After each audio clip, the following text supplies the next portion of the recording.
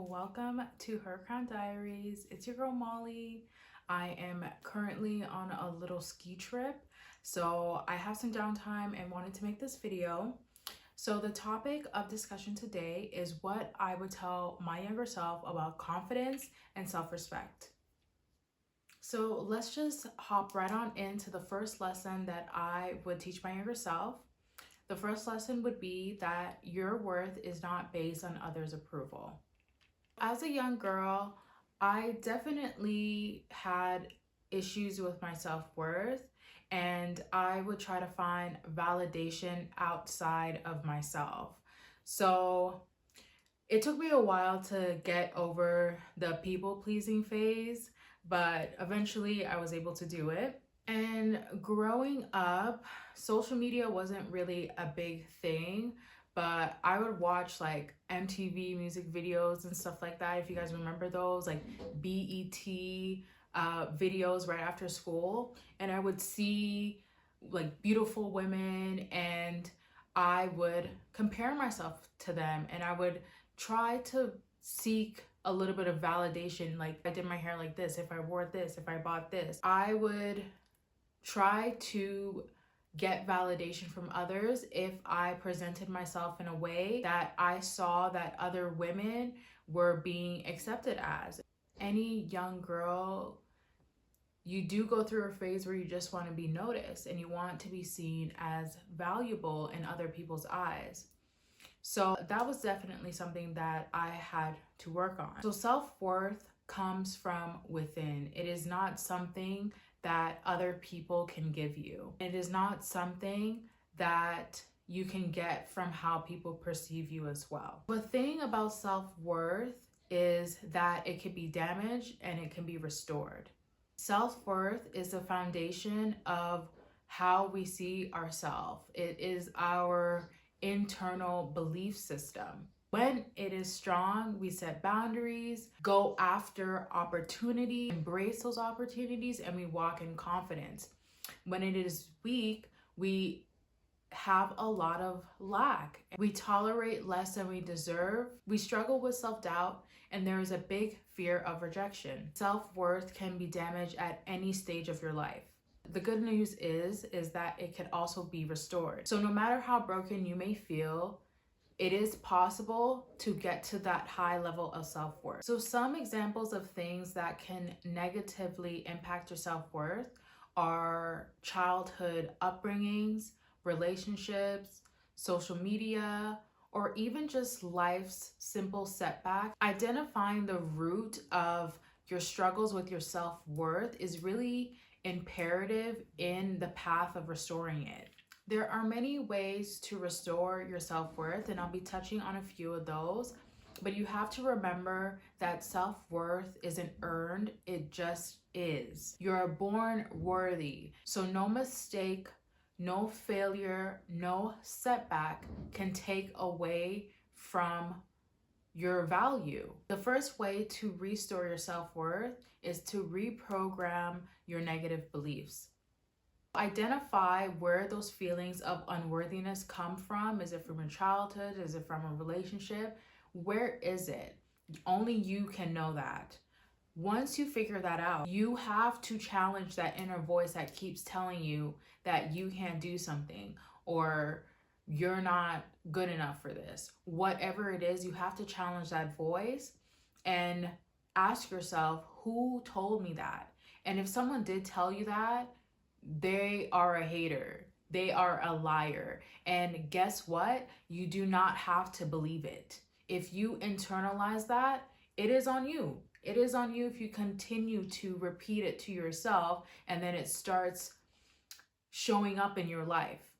Reprogram those beliefs. Reprogram those things that may have been told to you or may not have been told to you, and you just keep repeating it to yourself. And once you challenge those voices, replace them.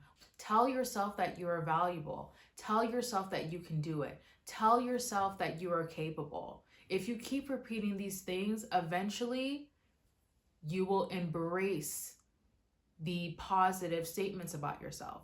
The second way to restore your self-worth is to set boundaries.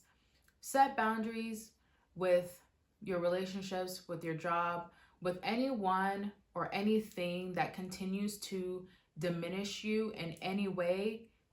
Put a barrier there, protect yourself. Do not have the guilt of saying no. Saying no is a very powerful phrase in itself. It is a very powerful word, and it can save you from a lot of BS. The third way to restore your self-worth is to stop comparing yourself to people. You may have heard the quote that says that comparison is the thief of joy.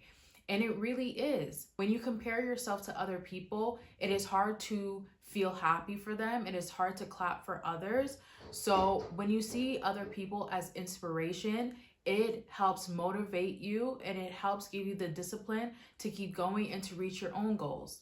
Here is the second lesson, is to never lower your standards for anyone.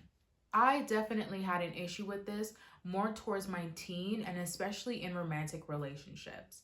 I tolerated things that, as right now in my mid-20s, I would turn my nose up to, and I know to immediately say no to certain ways that people would treat me or say things about me.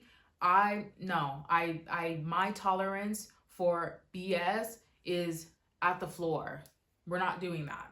Self-respect is directly linked to what you tolerate and what you don't tolerate. So your standards are everything when it comes to your self-respect. Confidence is how you see yourself, how you treat yourself, and what you tolerate, and how you allow others to treat you. The last lesson that I would hammer into my younger self is that I am fearfully and wonderfully made.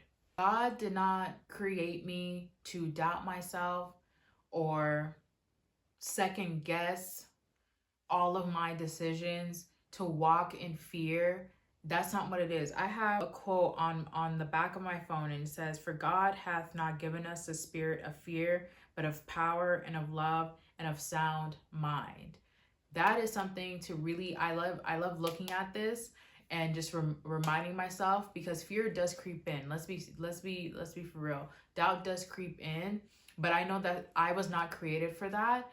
And that is an outside voice. That is something that is trying to keep me from my destiny, keep me from my path. So I believe what God says about me. That is the truth that I will stand on business about. So I hope you have learned something new or interesting, or something, or a lesson that you want to continue to work on yourself. Like I said in the beginning, when it comes to your self-worth, when it comes to your confidence, they could take hits, they could take blows, but they can be restored. So anything that you are currently working on, I hope that I was able to help you with that in any type of way. I would encourage you to take those steps. Life is too short to be doubting yourself, to not be making the choices that you want to make, to live in fear. Life is too short for that, and life is too beautiful for that as well. There are so many great experiences waiting for you. You just have to step into it. So work on that confidence, work on that self-worth. It is not something that you are doomed to have issues with for the rest of your life. They are things that can be strengthened. If you like the video, please leave a comment, a like, and subscribe to my channel for more uplifting videos such as this one. And remember that you are more than enough, that you are perfect. God made you perfect, and no one else can steal your worth. No one can steal your confidence. Keep putting in that work, and I believe in you. All right, bye.